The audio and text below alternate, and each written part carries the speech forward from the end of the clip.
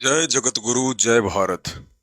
परम पिता परमात्मा, सारी सृष्टि के रचनहार, कुल मालिक, असंख्य ब्रह्मांडों के स्वामी, जगत गुरु, तीनों लोकों में प्रवेश करके सबका भरण पोषण करने वाले राजाधिराज, आत्माधार, नाथों के नाथ, देवों के देव महादेव, सर्वेश्वर महेश्वर, मृत्युंजय, अजरो अमर, आदि अनादि सनातनी प्रभु, जगत पिता जगदीश्वर, श्री श्री 1008 की उपाधि के वास्तविक अधिकारी, अकाल मूरत शब्द स्वरूपी राम वासुदेव, सर्वगतम ब्रह्म, परम पूज्य, प्रथम पूज्य, परम संत, परम पुरुष, परम धनी, परम दयालु, सत्य कबीर, हक्का कबीर, अल्लाहु कबीर, अल्लाहु अकबर, बाखबर, अल्लाह ताला, जगत के तारणहार, जगत के मुक्तिदाता, जगत के जगन्नाथ, हारे के सहारे, हिंदुओं के राम, मुसलमानों के अल्लाह, सिखों के वाहेगुरु, ईसाइयों के मसीह, दया के सागर दया निधि, करुणा के सागर करुणा निधि, स्वयंभू परिभू, संकट मोचन, कष्ट हरण, मंगल कारण, दुख भंजन, अविगत कबीर, निर्विकार निर्विषम परमात्मा, अलय अलेख सतगुरु, आदि अनादि सतगुरु, असली मर्यादा पुरुषोत्तम, असली राम, असली कृष्ण, असली घनश्याम, असली मुरारी, राजाओं के राजा, महाराजाओं के महाराजा, शहंशाहों के शहंशाह, सम्राटों के सम्राट, भगवानों के भगवान, अल्लाहों के अल्लाह, भगवानों के भगवान, प्रभुओं के प्रभु, मसीहाओं के मसीह, सच्चे वाहेगुरु, बाबाओं के बाबा, पीरों के पीर, सच्चे सेठ, जगत सेठ, सेठों के सेठ, सावड़ सा सेठ, सर्वगुण संपन्न, अनंत कोटि कलाओं के स्वामी, अनंत कोटि ब्रह्मांडों के नायक, योगियों में महायोगी, ध्यानियों में महाध्यानी, सिद्धों में परम सिद्ध, ज्ञानियों में तत्व ज्ञानी, ब्रह्म ज्ञानी, महाज्ञानी, परम ज्ञानी, युवा कबीर, समरथ कबीर, अमित ओझा, असंवात, सच्चे रहनुमा, करीम अल्लाह, सुभान अल्लाह, दुनिया के अंतिम पैगंबर, 8 सितंबर 1951 से गांव धनाना, जिला सोनीपत, हरियाणा, भारतवर्ष की पावन भूमि पे प्रकट रियल कल की भगवान, ब्रह्मा विष्णु महेश के दादाजी, संत शिरोमणि सतगुरु रामपाल जी परमेश्वर जी के चरण कमल में साध संगति से जुड़े हुए सभी सत्सेवक भाई बहनों का अनंत कोटि दंडोत प्रणाम। सत्साई भाई और बहनों, शंका समाधान के एपिसोड नंबर 18 में आप सभी का स्वागत है। तो चलिए शुरू करते हैं शंका समाधान। शंका: उपदेशी भगत ने किसी भी धर्म, जाति या समुदाय विशेष के धरने, प्रदर्शन या रैलियों आदि में जाना चाहिए या नहीं?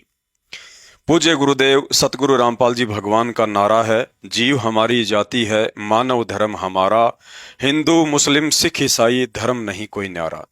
समस्त विश्व के मानव शरीरधारी प्राणी एक ही परमात्मा की संतान है। अपने स्वार्थवश काल निरंजन ने हमें भिन्न भिन्न धर्मों व जातियों में बांट रखा है। शुरुआत में वर्ण व्यवस्था के तहत समाज को 4 भागों में बांटा गया था: ब्राह्मण, वैश्य, क्षत्रिय और शूद्र। परंतु आगे चलकर जाति व धर्मों में बांटने का काम हमारे ज्ञानहीन धर्मगुरुओं ने कर डाला और आज अज्ञानता में हम एक ही परम पिता के संतान होकर भिन्न भिन्न जाति, धर्म व समुदायों में बंटकर एक दूसरे को अपना शत्रु बना बैठे हैं। इसी अज्ञानता के चलते यदि किसी भी जाति या धर्म विशेष के लोग सरकार से आरक्षण या नौकरी आदि की मांग को लेकर धरने, प्रदर्शन, रैलियां या जुलूस आदि निकालते हैं तो भूलकर भी उपदेशी भगत ने उनकी मांग के समर्थन में नहीं उतरना चाहिए। पूर्ण सतगुरु से तत्व ज्ञान प्राप्त होने के बाद एक सच्चा भगत यहाँ की नकली सरकार से इस गंदे लोक में नहीं बल्कि सच्ची सरकार सतगुरुदेव भगवान से सतलोक में मोक्ष रूपी असली आरक्षण की इच्छा से मर्यादा में रहकर भक्ति को अधिक महत्व देगा। काल प्रेरणा से सन 2016 में सतलोक आश्रम मैनेजमेंट हरियाणा ने अपनी ज्ञानहीनता व मूर्खता का परिचय देते हुए हरियाणा में जाट आरक्षण का खुलेआम समर्थन करते हुए सतगुरु रामपाल जी भगवान का आदेश बताकर लाखों की संगत को हरियाणा में जगह जगह जाट आरक्षण के धरनों पर बैठाकर तथा आरक्षण समिति को भक्तों के दान से लाखों में चंदा देकर स्वयं भी परमात्मा के दोषी बने और संगत के भी जमकर कर्म फुड़वाए। अतः सतलोक आश्रम मैनेजमेंट की गलतियों से शिक्षा लेकर संगत ने भविष्य में ऐसी ज्ञान विरुद्ध काल प्रेरित हरकतें करके मर्यादा तोड़ने से बचना चाहिए। शंका। उपदेश लेने के बाद भगत ने एफडी, एलआईसी या बीमा आदि करवाना चाहिए या नहीं। गुरुदेव भगवान कहते हैं, साईं इतना दीजिए जिसमें कुटुंब समाव, हम भी भूखे ना रहें, साधु न भूखा जाए। यदि गुरुदेव भगवान के इस वचन पर चलेंगे तो हमें एफडी और एलआईसी करवाने की जरूरत ही नहीं पड़ेगी। यदि पिछले संस्कारवश गुरुदेव भगवान ने आपको धन धान्य से परिपूर्ण कर रखा है तो वर्तमान में उस धन का उन्हीं के चरणों में दान धर्म करके सदुपयोग करना चाहिए। ज्ञान आधार कहता है कि उपदेशी भगत बैंक में लेन देन अवश्य कर सकता है, लेकिन एफडी, एलआईसी या बीमा जैसी कोई भी स्कीम जिसमें कुछ वर्षों के बाद मूल रकम के साथ ब्याज भी दिया जाता है, ऐसी स्कीम से दूर ही रहना है, क्योंकि भक्ति मार्ग में ऐसा करने से भगत को दो तरफा नुकसान उठाना पड़ेगा। पहला, यदि आप एफडी या अन्य स्कीम के तहत बैंक में लंबे समय के लिए अपना पैसा जमा करवाते हैं तो बैंक आपके पैसे को अन्य व्यक्तियों को ब्याज पर देगा। अर्थात बैंक से आपका पैसा एक शराब की फैक्ट्री खोलने वाला व्यक्ति भी ब्याज पर लेगा, बूचड़ खाना चलाने वाला तथा बीड़ी गुटखा आदि की फैक्ट्री लगाने वाला भी बैंक से ब्याज पर पैसा लेगा।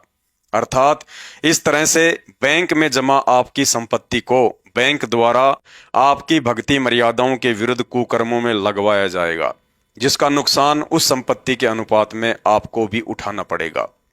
दूसरा, कुछ वर्षों बाद जब आपको बैंक एफडी या एलआईसी की रकम के साथ जो एक्स्ट्रा पैसा देगा, वह पैसा ब्याज रूप में बैंक आपको अन्य व्यक्तियों के जमा पैसों का हिस्सा ही निकाल कर देगा। अन्य व्यक्तियों की कमाई ईमानदारी की होगी या छल कपट व झूठ की, ये आप अच्छे से जानते हैं। और यदि ब्याज रूप में अनैतिक कमाई का पैसा भगत के घर में आएगा तो अवश्य आपकी भक्ति में बाधक होगा। इसके अलावा यदि आपने दुर्घटना बीमा या मरने के बाद पैसे मिलने वाला बीमा या अन्य चोरी व आग लग जाने आदि का बीमा करवा रखा है तो उसे भी खत्म करवा दें। अर्थात इस तरह की अपनी एफडी या बीमा को तुड़वा दें ताकि आगे से किस्तें ना भरनी पड़े। पूर्ण परमेश्वर सतगुरु रामपाल जी भगवान की शरण में आते ही मर्यादित रहकर भक्ति करने वाले भगत के दुनिया भर के बीमा और इंश्योरेंस मुफ्त में ऑटोमेटिक ही हो जाते हैं, जैसे दुर्घटना बीमा, डेथ इंश्योरेंस, आग का बीमा, चोरी का बीमा आदि आदि। गुरुदेव भगवान अपनी वाणी में कहते हैं, अंत समय जब चले अकेला, तेरे आंसू नैन ढलकी, कहे कबीर शरण गह मेरी, हो रक्षा जल थल की, खबर नहीं पल की। अर्थात उपदेश प्राप्त करने के बाद सतगुरु अपने मर्यादित शिष्य को ये वचन देता है कि जल थल अर्थात पृथ्वी और जल में हर दुर्घटना के समय आपकी संपूर्ण रक्षा होगी। चाहे कोई जंतर मंतर, मूठ वशीकरण या काला जादू करवाए, चाहे आंधी तूफान और भूकंप आए, चाहे बाढ़ महामारी या प्रलय आए, भगत की संपूर्ण रक्षा होगी। बस भगत ने केवल मर्यादा के साथ भक्ति करते हुए नियमित रूप से 5 यज्ञ करते रहना है तथा 10वें अंश के रूप में अपनी किस्तें भरते रहना है। ध्यान रहे, जैसे सरकार की तरफ से गाड़ी का इंश्योरेंस करवाना कंपलसरी होता है तो वह बीमा हम करवा सकते हैं, परंतु बैंक से कोई भी ऐसा अनावश्यक लाभ नहीं लेना चाहिए जिससे कि ब्याज रूप में अन्य व्यक्तियों का पैसा हमारे घर में आए। शंका। उपदेश लेने के बाद योग व मेडिटेशन करना चाहिए या नहीं। गुरुदेव भगवान के आदेश अनुसार उपदेश प्राप्त करने के बाद शारीरिक योगासन करने की कोई आवश्यकता नहीं है। योग प्राय किसी बीमारी से स्वस्थ होने के लिए या भविष्य में कोई बीमारी ना हो इसके लिए किए जाते हैं, लेकिन नाम उपदेश लेकर यदि मर्यादा में रहकर सत भक्ति करेंगे तो हर स्थिति में साधक की रक्षा परमात्मा करता है। जो बीमारी इलाज में लाखों रुपए बर्बाद करके तथा योगासन करने के बावजूद भी खत्म नहीं हो रही थी वह भी ठीक होगी और भविष्य में आने वाली किसी भी बीमारी से परमात्मा अपने भगत की रक्षा करेगा। अतः दोनों ही स्थिति में भगत को योग या मेडिटेशन करने की आवश्यकता नहीं होती है। शंका।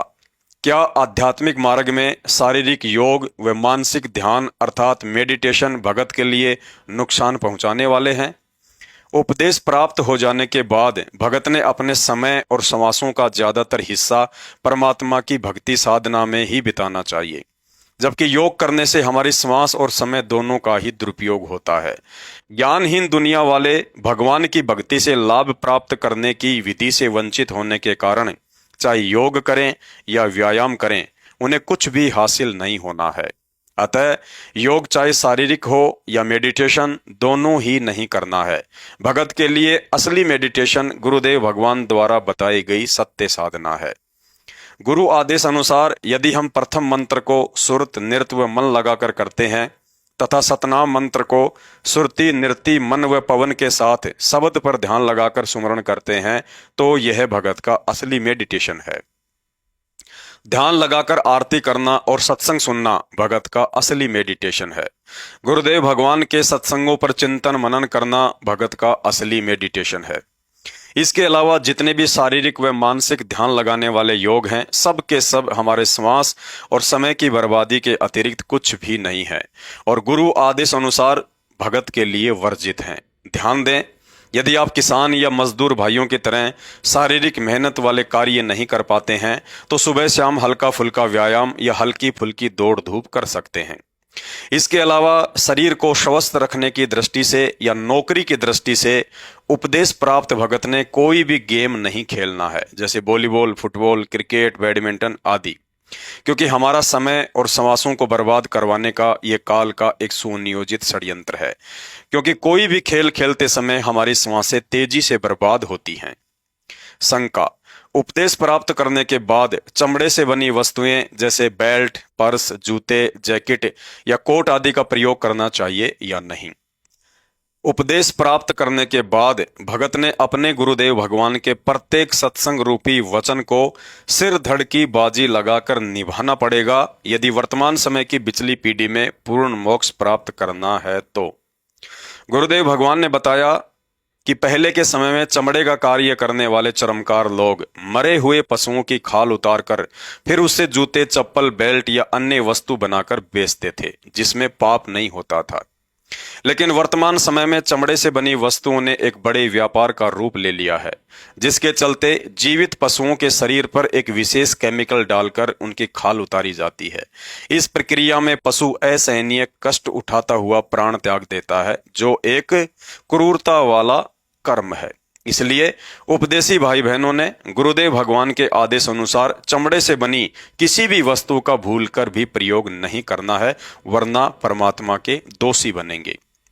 तत्व ज्ञान से पूर्णतया परिचित हो जाने के बाद एक भगत ने गुरु वचन और मर्यादाओं के लिए अपने स्वार्थों को एक तरफ रखकर गुरु द्वारा आदेश करने पर शीश तक दान करने के लिए तैयार रहना चाहिए। गुरुदेव कहते हैं, महिमा कीजिए संत की, तन मन धन सब दे, सिर मांगे टाड़ा नहीं, मोर ध्वज लख ले।